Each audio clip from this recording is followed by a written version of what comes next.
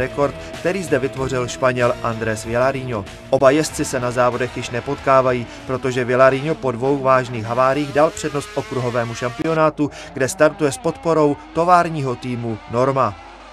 Francouz Lionel Regal naopak letos pojal evropský šampionát poprvé s dostatečnou silou a díky pravidelnějším startům tak oproti minulým letům pomýšlí na evropský trůn. Regal se totiž chystá letos na 10 závodů a protože zatím nepoznal porážku, jeho šance jsou velmi reálné.